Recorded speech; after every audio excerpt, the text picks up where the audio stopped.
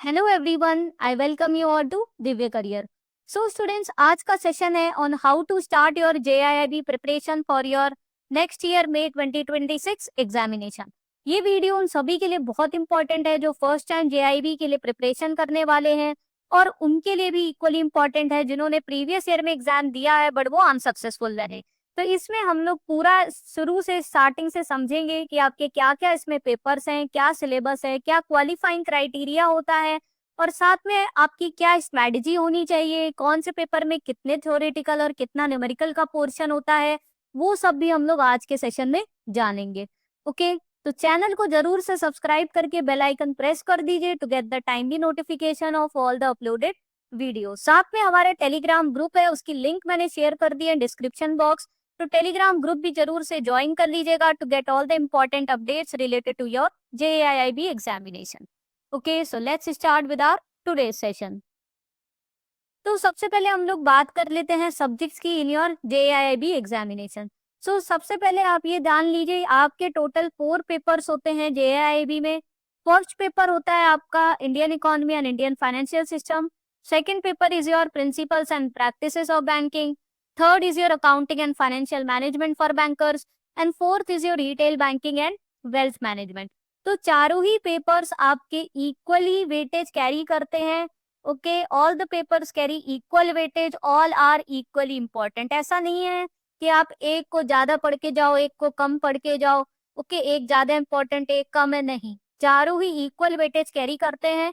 आपको चारों में ही आपको ये मान के चलना है कि 50% मार्क्स लेकर आने हैं in order to qualify your exam.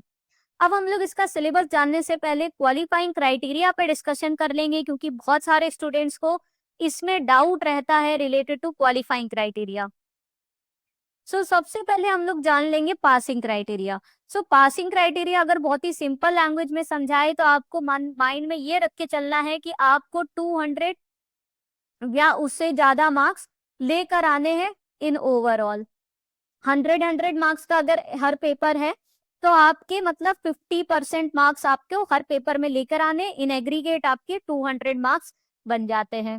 ठीक है, तो आपका एग्जाम पास माना जाएगा। बट इसमें साथ में एक रिलैक्सेशन मिलता है उन स्टूडेंट्स को जो कि एक ही बार में इन देयर फर्स्ट अटेम्प्ट, जो एक ही बार में सारे पेपर्स में, ठीक है, ओवरऑल अगर एग्रीगेट वो 50% ले आ रहे हैं, तो अगर उनका किसी पेपर में 50 से कम मार्क्स भी है बट इट इज 45 और मोर देन 45, अगर 45 टू 50 की रेंज में भी अगर उनका मार्क्स आता है, बट अगर उनका ओवरऑल जो एवरेज है वो 50% बन जाता है in all the papers combined, तो भी उनको पास डिक्लेयर किया जाता है। अब क्या हो जाता है, कुछ बच्चों का ये डाउट रहता है, मान लीजिए किसी का इस तरीके से मार्क्स आ गए, 45 आ गए, 47 आ गया, ठीक है, तीसरे में 50 आ गया, 51 आ गया, तो अगर आप इन चारों का एवरेज निकालोगे तो 50% बना नहीं, टोटल आपका 200 बना नहीं, टोटल 200 बनना चाहिए। तो अब उनको क्या है, दोबारा से अटेम्प्ट देना पड़ेगा। तो जिसमें भी उनका 50 या 50 प्लस आ गया तो ये 2 पेपर्स उनको नहीं देने पड़ते हैं। बाकी 50 से कम चाहे जितने भी पेपर्स में मार्क्स हैं, जैसे इसमें 50 से कम है, भले ही 45 या उससे ज्यादा है, बट ये दोनों ही पेपर उनको दोबारा से देने पड़ेंगे। ओके, बट अगर इसी की जगह उनको थर्ड और फोर्थ पेपर में ज्यादा मार्क्स मिल जाते, यानी इसमें मान लीजिए 60 मिल जाता, 62 मिल जाता, कि मतलब ओवर 200 बन जाता, तो ये दोनों पेपर दोबारा नहीं देने पड़ते। ठीक है, सो सिंगल अटेम्प्ट पास कम माना जाता है, 45 plus in each subject with 50% in one को। ठीक है, अदरवाइज दोबारा तिबारा अगर आप अटेम्प्ट दे रहे हो तो इन दोनों पेपर में भी आपको 50-50 मार्क्स लाने पड़ेंगे in order to qualify the exam. ठीक है, तो ये तो पासिंग क्राइटेरिया है जो अब आई होप सबको क्लियर हो गया होगा। नेक्स्ट बात करते हैं number of attempts and time limit की। सो आपके पास जो नंबर ऑफ अटेम्प्ट्स होते हैं दैट इज 5 अटेम्प्ट्स और 3 years starting from the initial registration date. तो जब आप रजिस्ट्रेशन करते हो एग्जाम का, तब से लेकर आपके पास टोटल 3 इयर्स का टाइम पीरियड रहता है कि आप ये पासिंग क्राइटेरिया फुलफिल कर लो, और उस 3 सालों में टोटल आप 5 बार अटेम्प्ट दे सकते हो हर साल, क्योंकि 2 बार एग्जाम होता है, तो टोटल आपके पास 5 अटेम्प्ट का चांस रहता है कि आप पास कर लो। अगर नहीं कर पाते हो तो आपको वापस से री रजिस्टर करना पड़ता है और सारे पेपर्स देने पड़ते हैं। ओके, तो आपको पुराने साल का कोई भी क्रेडिट नहीं मिलता, आपको वापस से रजिस्ट्रेशन करना पड़ेगा। So an attempt is counted as soon as you apply even if you don't appear for the exam. आपने जब से रजिस्ट्रेशन किया उसके बाद एग्जाम हो रहा है, भले ही आप देने ना जाओ, then also your attempt would be counted. ठीक है, तो passing criteria, number of attempts and time limit, I hope ये अब आपको क्लियर हो गया होगा, क्योंकि बहुत सारे स्टूडेंट्स को इसमें डाउट होता है। अब हम लोग ओवरव्यू देखते हैं अपने जेआईबी सिलेबस का। तो पहले हम लोग बात कर लेते हैं पेपर 1 की, विच इज और Indian economy and Indian financial system. तो ये जो पेपर है इसमें आपके टोटल 4 मॉड्यूल्स है, जैसे कि आप देख सकते हो module A B C D। Module A is your Indian economic architecture, जिसमें टोटल आपके 11 यूनिट्स है। Module B is your economic concepts related to banking, which has 8 units. Module C is your Indian financial architecture, which has 9 units. Module D is your financial products and services, which has 17 units. So total आपके 4 modules है। So total अगर हम लोग count करेंगे तो total 45 units है, यानी कि 45 चैप्टर्स हैं जो आपके पेपर 1 में कवर होते हैं। अगर इसी को हम लोग डिवाइड करें, जैसे प्रीवियस ईयर के क्वेश्चंस देखते हैं, तो हम लोग ये पाएंगे कि 90% जो हमारे क्वेश्चंस आते हैं वो थ्योरेटिकली रहते हैं, जिनमें आपके डायरेक्ट एमसीक्यूज और केस स्टडीज इस पर आपके सारे बेस्ड रहेंगे। ये भी एमसीक्यू फॉर्म में ही रहता है केस स्टडी। ठीक है, तो एमसीक्यूज और केस स्टडी, और 10% के मतलब 100 में 10 ज्यादा से ज्यादा रहेंगे आपके न्यूमेरिकल्स। न्यूमेरिकल्स की बात करें तो न्यूमेरिकल ज्यादातर आपको देखने को मिलेंगे on the calculation of like fiscal deficit, revenue deficit, primary deficit. ठीक है, तो ये सब डेफिसिट्स के ऊपर इसमें न्यूमेरिकल्स आते हैं। Then on the calculation of GDP through various criteria, उस पर न्यूमेरिकल्स आते हैं। देन जो मनी सप्लाई के होते हैं मल्टीप्लायर्स M0, M1, M2, तो इसमें कुछ ही यूनिट्स हैं और ये कुछ ही टॉपिक्स हैं जिनसे न्यूमेरिकल्स आते हैं। तो आपके हार्डली 8 to 10% ही न्यूमेरिकल्स हैं, बाकी सारा आपका पूरा पेपर 1 आपका थ्योरी पोर्शन है, और टोटल 45 यूनिट्स है। ओके, तो ये आपका सिलेबस है IEFS का, जिसमें आप देख सकते हो मैक्सिमम थ्योरेटिकल ही है आपका 90-92%, और कुछ 8-10% के जो न्यूमेरिकल्स आते हैं वो आपके इन टॉपिक से आते हैं एग्जाम में। ओके, नेक्स्ट आपका पेपर 2 है, which is principles and practices of banking, जिसमें अगेन टोटल 4 मॉड्यूल्स है। Module A is your general banking operations, module B functions of bank, module C banking of technology, module D ethics in banks and financial institutions. इसमें आप देखोगे तो paper 2 में आपके number of units ज्यादा है, which is 55, but overall आप देखोगे तो पेपर 1 में भले ही 45 थे, बट वो लेंथी चैप्टर्स थे और इसमें कुछ आपके छोटे छोटे चैप्टर्स भी है। बट पीबीबी में क्या है, जो मॉड्यूल ए और बी है इनसे ही आपका 75% का सिलेबस कंप्लीट हो जाता है। ओके, सी और डी का बहुत कम कम वेटेज होता है एग्जाम में, और डी का तो बहुत ही कम होता है, 5% ही क्वेश्चन आते हैं, 5-6 ही आएंगे। बाकी बचे हुए कुछ इसमें 20 क्वेश्चन, 15 क्वेश्चन मॉड्यूल सी से आते हैं। सो मेन मॉड्यूल ए और बी से ही आपका 75% का सिलेबस कवर हो जाता है आपका principles and practices of banking में। सो इसमें अगर थ्योरी और न्यूमेरिकल्स की बात करें, अगेन बिल्कुल उसी तरीके से इसमें भी प्रोपोर्शन है, थ्योरेटिकल 90% और न्यूमेरिकल्स 10%। इसमें भी जो न्यूमेरिकल 10% आते हैं वो आपके मॉड्यूल बी के कुछ यूनिट्स हैं उससे आते हैं, which is mainly related to assessment of working capital facilities, उस पे न्यूमेरिकल आते हैं, जिसमें आपके मेनली न्यूमेरिकल आते हैं based on turnover method, first and second method of lending, operating cycle method. साथ में एनपीए के ऊपर न्यूमेरिकल्स आए हुए हैं, जिसमें कितनी प्रोविजनिंग करनी है वो आपको कैलकुलेट करना है। ठीक है, उस पे इन सब पे न्यूमेरिकल आते हैं। केसीसी के ऊपर आया नहीं है न्यूमेरिकल, बट आ सकता है to find the KCC limit. तो मेनली इसमें भी ये 3-4 ही टॉपिक्स हैं जिनसे न्यूमेरिकल्स पूछे जाते हैं आपके पीवीबी के एग्जाम में। बाकी इसमें भी जो मेजर पोर्शन है वो आपका थ्योरेटिकल ही है, around 90% is your theoretical portion, और उसमें भी आपका सारा सिलेबस मेनली कॉन्सेंट्रेटेड है in modules A and B. Okay,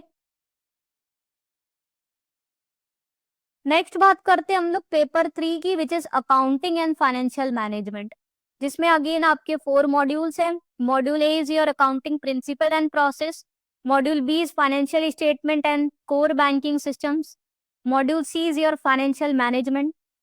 Module D is taxation and fundamentals of costing. इसमें आपके टोटल 35 यूनिट्स हैं। अब ये वाला जो पेपर है इसमें मैक्सिमम न्यूमेरिकल्स का वेटेज है। पेपर आप देखोगे 60-65% के आपके न्यूमेरिकल्स के क्वेश्चन आपको देखने को मिलेंगे और 35-40% ही सिर्फ थ्योरी आती है। उसमें भी मेजर थ्योरी आपकी मॉड्यूल ए से मेन थ्योरी आती है अकाउंटिंग कॉन्सेप्ट्स कन्वेंशंस पे, और मेनली जो न्यूमेरिकल्स आते हैं आपके that are covered from module C. ठीक है, जिसमें आपके फाइनेंशियल मैथमेटिक्स के जो 4-5 चैप्टर्स है बेस्ड ऑन बॉन्ड के ऊपर बहुत 3 से 4 न्यूमेरिकल आ जाते हैं हर साल। देन कैलकुलेट, जिसमें कि आपका calculation on the basis of price of bond, calculate the YTM, Macaulay duration, modified duration, तो इन सब पे बहुत न्यूमेरिकल आते हैं। देन एन्युटीज के ऊपर न्यूमेरिकल इसमें देखने को मिलते हैं आपके। ओके, तो इसमें तो कई चैप्टर्स हैं न्यूमेरिकल्स के। इवन मॉड्यूल ए में भी कुछ यूनिट्स हैं कैलकुलेशन ऑफ डेप्रिसिएशन के ऊपर न्यूमेरिकल्स। ओके, इसमें भी कई मेथड्स होते हैं डेप्रिसिएशन के भी, straight line, WDV, sum of years digit. तो इसमें कई सारे आपके चैप्टर्स हैं, interest, annuities, bonds, depreciation, okay, bank reconciliation, statement based questions, okay, rectification of errors. तो इन सभी के ऊपर आपको न्यूमेरिकल बेस्ड क्वेश्चंस देखने को मिलते हैं इसमें। तो इसमें काफी सारा पोर्शन आपका न्यूमेरिकल बेस्ड है और थ्योरेटिकल पोर्शन इसमें कम है इन योर पेपर 3। लास्ट आपका पेपर है which is retail banking and wealth management, जिसमें आपके टोटल 5 मॉड्यूल्स हैं। Module A is your retail banking covering 4 units only. Module B is your retail products and recovery. Module C is your support services which is marketing of banking products and services. Module D is your wealth management and module E is your additional material on home loans. Retail banking की बात करें सो 30 units है और इसमें से numerical 2-3 एक आध कोई ना कोई आ जाता है। तो इसमें अगर मेनली हम लोग बात करें न्यूमेरिकल्स की, सो दैट इज इसमें ज्यादातर जो मिलता है वो कैपिटल गेन्स के ऊपर न्यूमेरिकल आ जाता है। Short term capital gain, long term capital gain, indexation वगैरह पे, या इसमें भी आपका एन्युटीज के ऊपर न्यूमेरिकल आया हुआ है, present value, future value of annuity calculation. बाकी इसमें एज सच कोई न्यूमेरिकल ज्यादा है नहीं। एक बार रूल ऑफ 72, ओके 72, 144 इन पे न्यूमेरिकल आ गया था। तो बहुत ही इजी न्यूमेरिकल आते हैं इसमें, 5% ही कवरेज न्यूमेरिकल का। बुक में आप इसमें ज्यादा कुछ न्यूमेरिकल देखोगे नहीं, बट इन्हीं में से थ्योरी में से ये सब न्यूमेरिकल इसमें से टॉपिक्स में देखने को मिले हैं। प्रीवियस ईयर्स की बात करें based on calculation of short term, long term capital gain tax, annuity based rule of 72 and all, और मेजर इसमें भी थ्योरिटिकल ही पोर्शन है। तो अगर आप जेआईबी के चारों सब्जेक्ट्स की बात करोगे सो पेपर 1-4 इसमें मेनली आपका 90% या 90% से ज्यादा आपकी थ्योरी ही आती है। बस खाली पेपर 3 है which is accounting financial management, जिसमें 60% आपका न्यूमेरिकल्स बेस्ड क्वेश्चन आते हैं। मेजर न्यूमेरिकल बेस्ड ही आते हैं, 55-60%, किसी साल 50%, किसी साल 55%। सो विदाउट डूइंग न्यूमेरिकल्स आप एएफएम तो नहीं पास कर सकते हो, बाकी सारे papers even without doing numericals आप कर सकते हो, क्योंकि मेनली थ्योरी ही आती है। ठीक है, सो आई होप ये आपको एक अच्छा ओवरव्यू मिल गया होगा चारों सब्जेक्ट्स का। अब हम शॉर्ट में बात कर लेते हैं कि आपकी क्या स्ट्रेटेजी रहनी चाहिए for your next year preparation. सबसे पहले अगर हम लोग आप मान के चलते कि आप जनवरी से भी अगर पढ़ना स्टार्ट करोगे और मई में एग्जाम है, तो आपके पास पूरे पूरे 4 मंथ्स हैं पढ़ाई करने के, और आपके सब्जेक्ट्स भी क्या है, 4 है। तो अब आपको ये 4 मंथ हर पेपर के लिए कैसे डिवाइड करना है वो आपके ऊपर है। अब कुछ लोग हैं जो कि कॉमर्स बैकग्राउंड से हैं, जो कॉमर्स बैकग्राउंड से हैं उनको पेपर 3 काफी इजी लगेगा, क्योंकि उनको ये अकाउंटिंग बहुत पढ़ी है उन्होंने। बट अगर आप साइंस बैकग्राउंड से है, आर्ट्स बैकग्राउंड से है, तो आपके लिए पेपर 3 जो अकाउंटिंग फाइनेंशियल मैनेजमेंट है वो सबसे ज्यादा आपको टफ लगेगा। कौन सा पेपर हार्ड है, कौन सा इजी है, वो आपके फील्ड पे डिपेंड करता है कि आपकी क्या स्ट्रीम रही है। अगर आप कॉमर्स बैकग्राउंड से, AFM would be easier for you, otherwise not. तो उसके हिसाब से आप अपने ये 4 मंथ्स डेडिकेट कर सकते हो। रिटेल बैंकिंग, वेल्थ मैनेजमेंट अगर बात करें paper 4, this is the easiest paper, जो आप कम समय में, यानी आप 20-25 डेज भी इसको दोगे तो आप आराम से पूरा सिलेबस कवर कर सकते हो।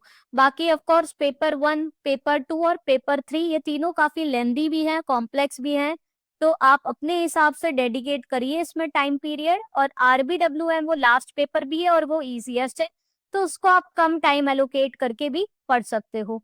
अब टाइम शेड्यूल आपको अपना डिसाइड करना पड़ेगा, चाहे मतलब ऐसा डेली आप 3 आवर्स भी अगर दोगे पढ़ाई को तो आप इजिली सारा सिलेबस कंप्लीट कर सकते हो। इसमें आप ऐसे डिसाइड कर सकते हो मॉर्निंग में 2 आवर्स और इवनिंग में 1 आवर, या मॉर्निंग में 1 आवर या इवनिंग में 2 आवर्स, या एट ए स्ट्रेच आप 3 आवर्स पढ़ सकते हो। तो वो आपके ऊपर है कि कैसे आपको अपना टाइम मैनेजमेंट करना है। ओके, क्योंकि 4 पेपर्स कंप्लीट करने हैं हमें 4 महीने में, तो इस तरीके से आपको अपना पूरा टाइम टेबल बनाना पड़ेगा फॉर ईच पेपर। नेक्स्ट आपके लिए बहुत इंपॉर्टेंट है कि आप प्रीवियस ईयर एग्जाम्स में जो भी क्वेश्चंस आए हैं उसको गो थ्रू करो। इवन हमारे चैनल में भी हमने कई सारे वीडियो अपलोड करे थे based on all these 4 subjects और JIIB, जिसमें जो PYQs हैं उस पर आपको वीडियोस मिल जाएंगे, तो वो आप जरूर से देखिएगा। उससे आपको बहुत अच्छा आइडिया मिलेगा कि इस टॉपिक से क्वेश्चंस आए हैं, ओके, किससे बार बार रिपीट हो रहे हैं, वो आइडिया लगता है। उस टॉपिक को आप अच्छे से पढ़िएगा, क्योंकि कई बार क्या होता है भले ही सेम क्वेश्चन ना रिपीट हो बट सेम टॉपिक से क्वेश्चन रिपीटेड होते हैं। सो प्रीवियस ईयर क्वेश्चन जरूर से एक बार देख लीजिएगा, नजर मार लीजिएगा शुरू में कि कौन कौन से टॉपिक्स आ रहे हैं और किस टाइप के क्वेश्चन आ रहे हैं, तो उस हिसाब से आप अपनी पढ़ाई अच्छे से कर पाएंगे। और साथ में दिव्य करियर JIB CIB ये यूट्यूब चैनल है हमारा, इसको तो जरूर से सब्सक्राइब करिए और डेली जो भी इसमें वीडियो आता है वो जरूर से वॉच करिएगा, क्योंकि आपको कुछ ना कुछ सीखने को ही मिलेगा। अभी हम लोग स्टार्ट करने वाले हैं फ्रॉम आर पेपर 1 IEFS, जिसमें हम लोग यूनिट वाइज जो होगा वो कवर करेंगे, हर एक टॉपिक को अच्छे से कवर करने की कोशिश करेंगे। फिर पेपर 1 के बाद हम लोग सोच रहे हैं पेपर 3 को कवर करने का AFM, क्योंकि many students find the paper 3 very difficult. Okay, so paper 1, paper 3, paper 2, paper 4 में जो जो इम्पोर्टेंट चीजें हैं और जिसमें हो सकेगा यूनिट वाइज हम लोग कवर करने की कोशिश करेंगे। तो जरूर से बेल आइकन प्रेस करके रखिए to get the timely notification of all the uploaded videos. ये फ्री में आपको सारे सेशंस देखने को मिलेंगे जो आपके लिए बहुत ही ज्यादा बेनिफिशियल रहेंगे। ओके स्टूडेंट्स, तो आज का सेशन यहीं पे ओवर होता है। अगर आपको कुछ भी यूजफुल इंफॉर्मेटिव आपको इन्फॉर्मेशन मिली हो, पसंद आया हो, जरूर से लाइक कर दीजिए और चैनल को जरूर से सब्सक्राइब करके बेल आइकन प्रेस कर दीजिए। साथ में टेलीग्राम ग्रुप की लिंक मैंने डिस्क्रिप्शन बॉक्स में शेयर कर दी है, तो do join our Telegram group to get all the updates of your JIIB examination. Okay, see you in the next session. Thank you.